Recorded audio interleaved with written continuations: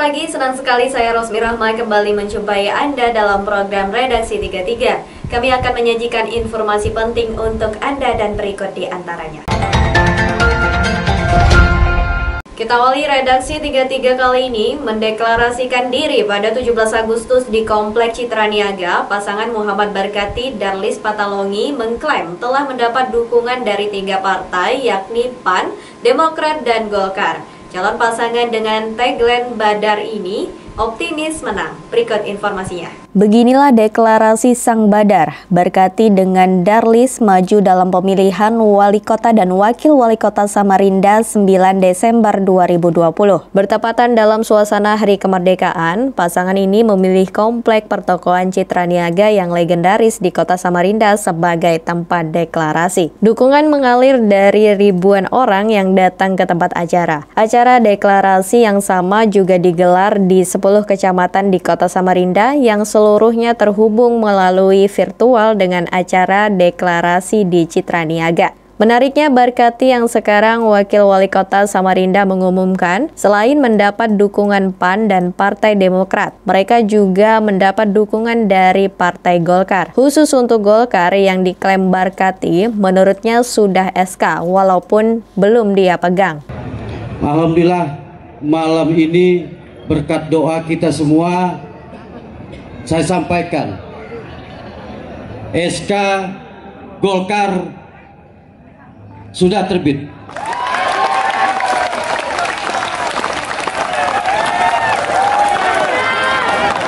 Jadi kita ada 3 partai yang sudah pada deklarasi hari ini,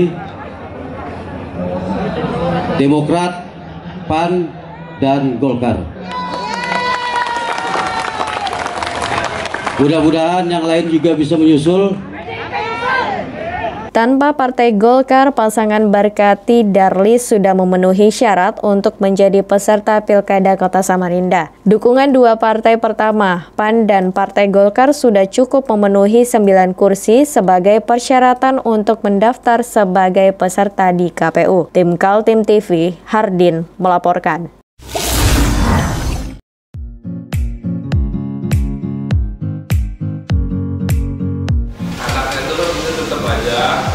Cara mudah beriklan digital di Kaltim TV.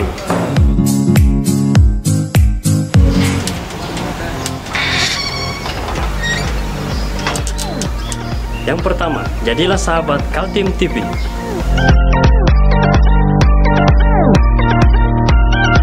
Dengan Rp1.000.000, para sahabat mendapat 20 kali tayang di slot berita kamu.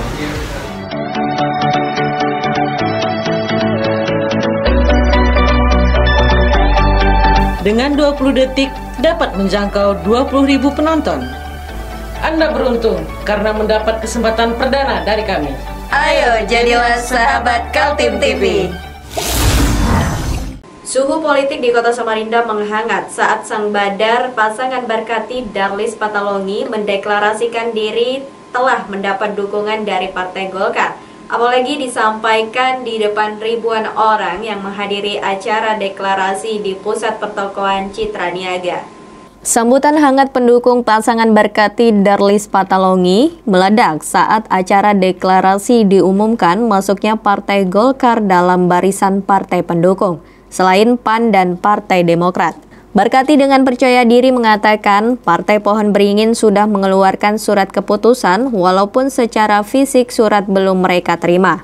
Alhamdulillah, malam ini berkat doa kita semua, saya sampaikan SK Golkar sudah terbit.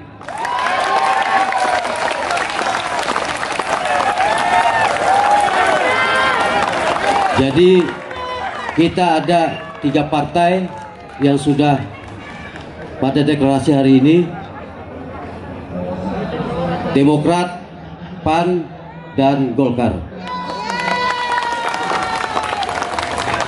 Mudah-mudahan yang lain juga bisa menyusul.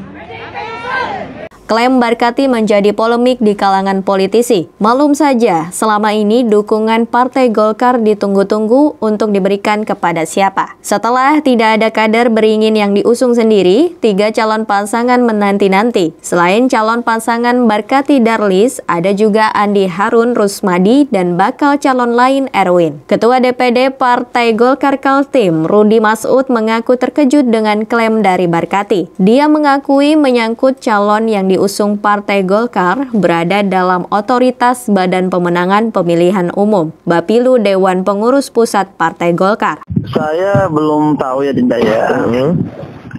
Yang kami ajukan di sana itu kan adalah Andi Harun. Siap. Rusmadi Wongso dengan Pak Barkati dengan Darlis Patalomi. Ada 3 sebenarnya. Sama Bang Erwin. Sama Erwin. Tetapi saya belum tahu ada surat yang keluar dari DPP. Tapi setahu saya belum keluar. Setahu saya belum ada keluar. Karena kami kemarin di Berau. Hari ini kami akan melaksanakan sekarang mau jalan ke PPU. Besok kita musda di PPU. Setahu saya belum ada. Saya belum mengetahui minta, tapi setahu saya belum ada. Oh begitu Bang. Setahu saya belum ada. Berarti hoax lah yang dibilang Pak Barkati tadi malam nih Bang. Bukan hoax, saya takutnya belating kan gitu. Cuma belating supaya arahnya ke sana, membuat suasananya semakin hangat kan gitu. Gitu. Tapi setahu saya belum, Dinda. Setahu saya belum. Baik. Berarti saya bisa pertanyakan lagi dong landasan Abang aja sebagai pimpinan di daerah gitu. Saya belum ada. Kalau komunikasi Abang dengan Pak Barkati Bang? Saya nggak pernah komunikasi ya dengan Pak Barkati ya. Oh nggak pernah Bang ya? Ya artinya dalam 1, 2, 3, 4 minggu ini 1 bulan terakhir ini saya tidak pernah komunikasi sama beliau. Walaupun tanpa didukung Partai Golkar, pasangan Barkati Darlis sudah bisa melaju sebagai peserta pilkada di Kota Samarinda. 2 partai yang lebih dulu mengusung, Partai Amanat Nasional dan Partai Demokrat, sudah cukup 9 kursi sehingga memenuhi persyaratan mendaftar ke KPU. Tim Kaltim TV, Hardin melaporkan.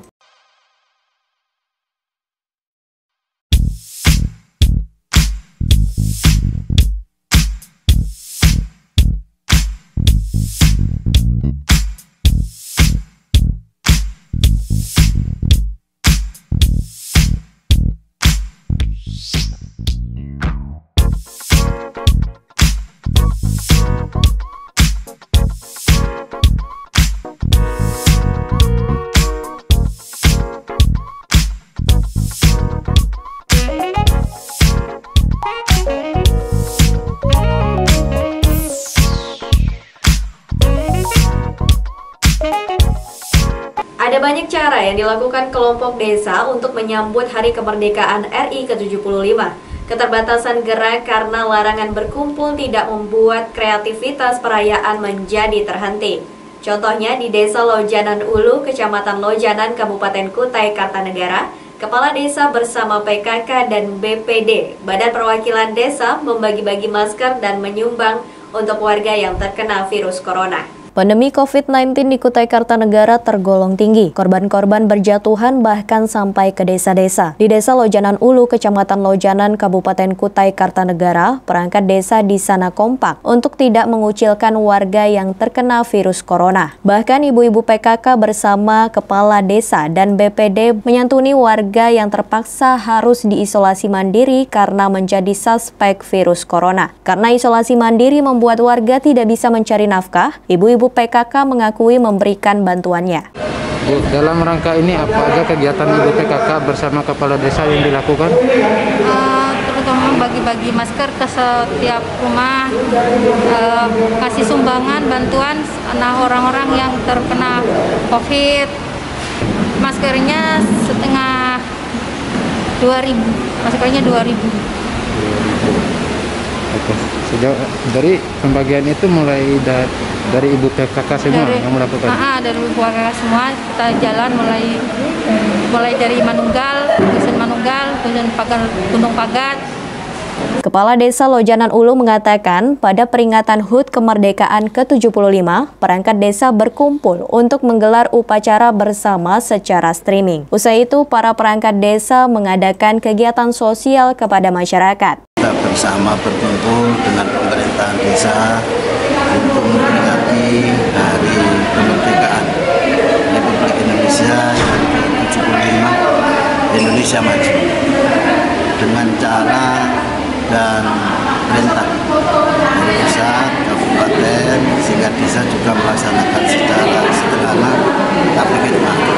Sebelum acara itu, kami semua sepakat untuk melaksanakan memberikan satu bantuan kepada rumah-rumah orang yang kena dari dampak. Kaitan dengan ini saya ada kegiatan, tadi yang pertama adalah pembagian masker dalam rangka mendukung gerakan masker 500 miliar.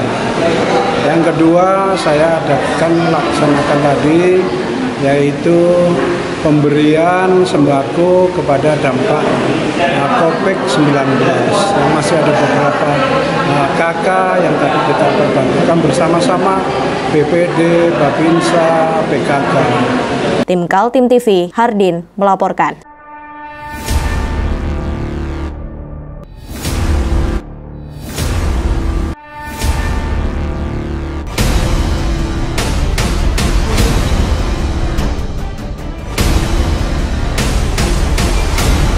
Kita beralih ke informasi selanjutnya. Untuk memenuhi setoran terhadap juragan pemilik bendera, Nani Wanita Parubaya harus tetap menjual bendera dan pernak-pernik Hari Kemerdekaan 17 Agustus.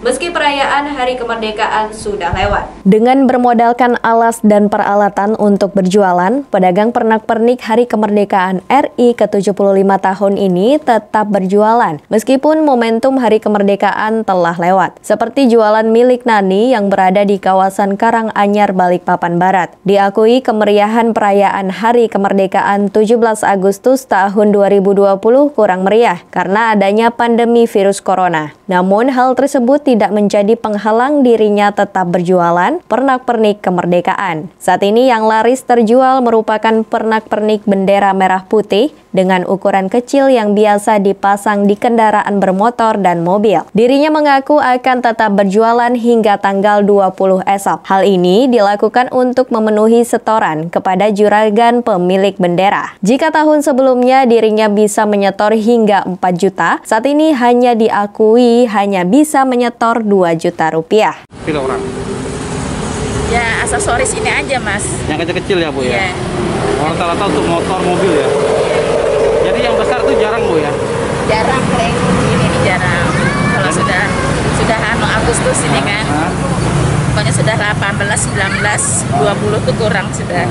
Dan Ibu memang sengaja untuk buka terus ya Bu ya, walaupun 17 Agustus sudah lewat ya? Sudah. Karena juga untuk nyetoran Bu ya? Iya. Kalau nyetor tuh sudah cukup. Ini kan untuk cari untuk kita sendiri hari-hari. Oh gitu. Sampai tanggal 20. Sambil menunggu anak buah setoran. Oh. Barang-barang yang tidak laku ini rencananya akan dikembalikan kepada juragan sang pemilik usaha bendera dan untuk dijual tahun berikutnya. Dari Balikpapan, Muhammad Idris, Tim Kaltim TV.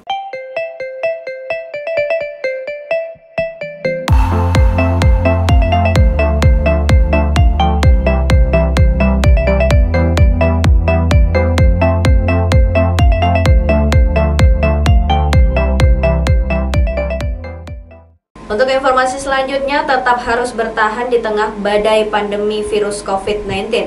Pelabuhan kapal Klotok beroperasi normal meski mengalami penurunan jumlah penumpang hingga 50%. Beginilah suasana Pelabuhan Klotok, Kampung Baru, Balikpapan Barat. Salah satu pelabuhan kapal tradisional yang menghubungkan antara Balikpapan, Penajam Pasir Utara tetap beroperasi normal di tengah pandemi corona dan minimnya protokol kesehatan. Menurut salah satu penjaga tiket di Pelabuhan Klotok, mereka tidak memiliki pilihan lain selain mengoperasionalkan mengoperasionalkan Pelabuhan Kloto secara normal, karena satu-satunya mata pencarian mereka, meski dirasakan sejak awal pandemi di bulan Maret lalu, jumlah penumpang terus merosot. Saat ini rata-rata jumlah penumpang turun hingga 50% dari hari normal. Jika sebelum pandemi, jumlah penumpang bisa mencapai 500 penumpang per harinya. Penyeberangan ini kayaknya betul-betul turun 50% ya?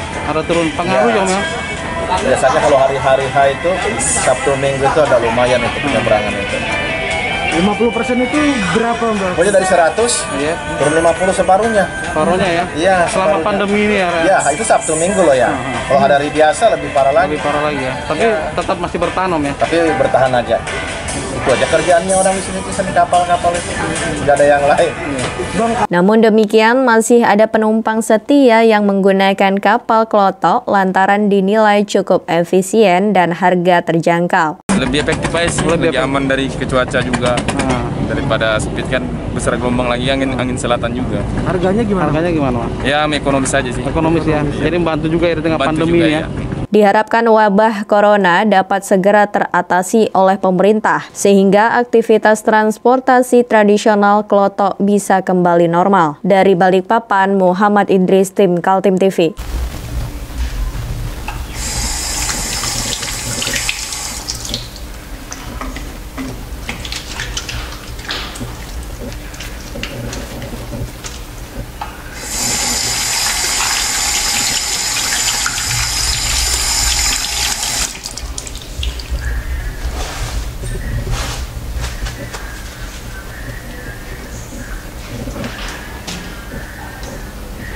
Meskipun di rumah saja, kita tetap selalu menjaga kesehatan, cuci tangan, menggunakan hand sanitizer. Ingat, mulailah dari diri sendiri. Tidak banyak yang tahu, beginilah tugas dari Satgas Penanganan COVID-19 di Kota Samarinda. Jika ada tim medis yang siaga 24 jam di rumah sakit mendampingi pasien yang tertular virus corona, di bagian lain ada petugas yang siap memakamkan pasien yang meninggal dunia. Selama 24 jam tim Satgas bertugas bergantian. Jika ada pasien yang meninggal dunia, maka mereka langsung bergerak untuk pemusalaran dan pemakaman. Seolah berkejaran dengan waktu karena berdasarkan protokol kesehatan, jenazah harus dimakamkan dalam tempo 4 jam setelah dinyatakan meninggal. Di Kota Samarinda, tim Satgas juga standby selama 24 jam. Saat ini sudah ada 28 jenazah yang dikubur di tempat pemakaman khusus COVID-19 di Jalan Serayu, Tanah Merah, Samarinda Utara. Kami melakukan pemakaman yang ke-28 terhadap pasien dengan inisial AS, usia 38 tahun, berjenis kelamin laki-laki, beragama Islam. Yang bersangkutan mulai masuk rumah sakit IA Muiz pada tanggal 13 Agustus 2020 dengan diagnosis anemia. Dan tadi tepat pukul 22.45 tanggal 16 Agustus 2020 dinyatakan meninggal dunia dengan hasil IPA tesnya positif. Sedangkan gejala klinisnya sudah mengarah ke COVID-19. Oleh karena itu yang bersangkutan dinyatakan dengan status probable COVID-19 dan dimakamkan secara protokol COVID-19 di pemakaman umum Raudatul Jannah Serayu, Tanah Merah, Samarinda. Protokol pemusalaran sejak di rumah sakit hingga pemakaman dijalankan bukan hanya bersandar pada prosedural kesehatan, tapi para petugas ini turun memandikan dan mensolatkan, karena tidak ada pihak keluarga yang dibolehkan mendekat dengan jenazah. Berjam-jam, para petugas ini bertugas memakai APD hingga selesai pekerjaan dan APD langsung dibakar. Tim Kaltim TV melaporkan.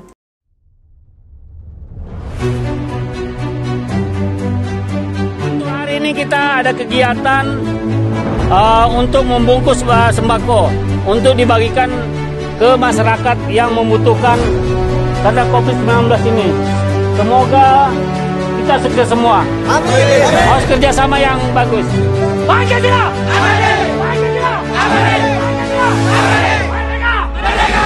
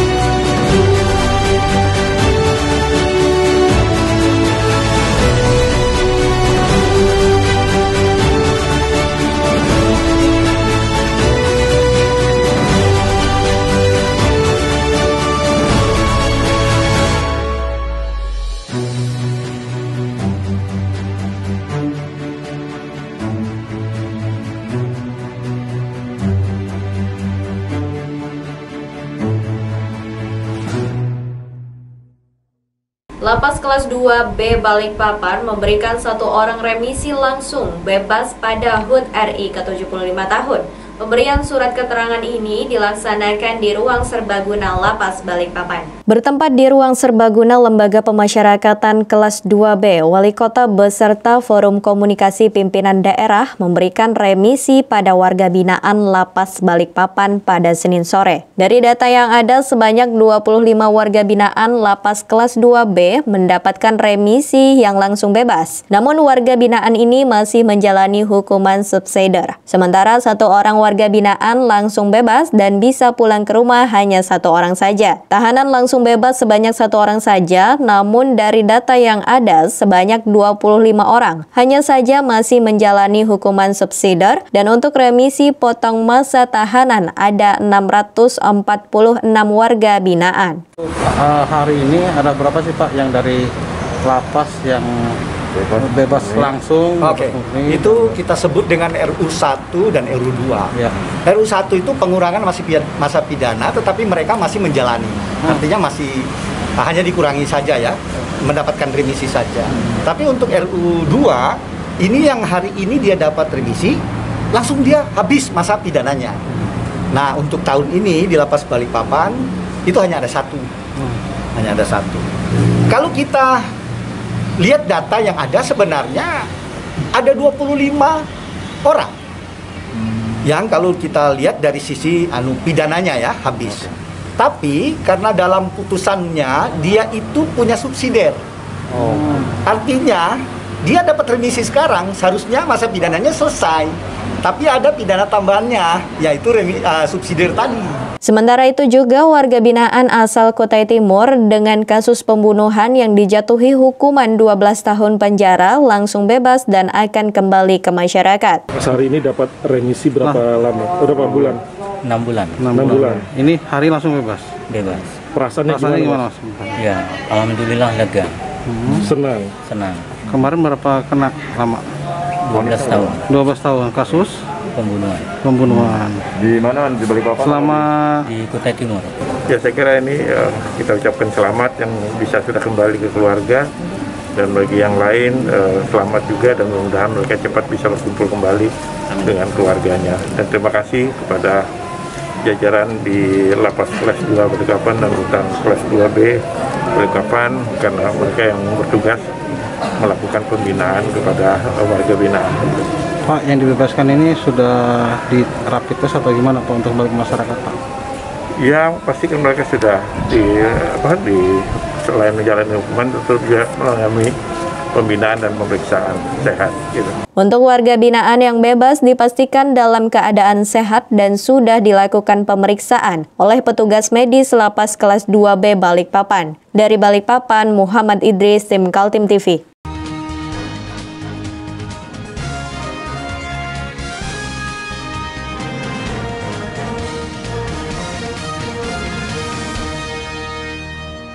Demikian redaksi 33 kali ini. Informasi lainnya dapat Anda simak melalui situs website kami www.kaltim.tv, channel YouTube dan fanpage Facebook Kaltim TV. Saya Rosmi Rahma bersama kerabat kerja yang bertugas pamit undur diri. Selamat pagi, selamat beraktivitas dan sampai jumpa.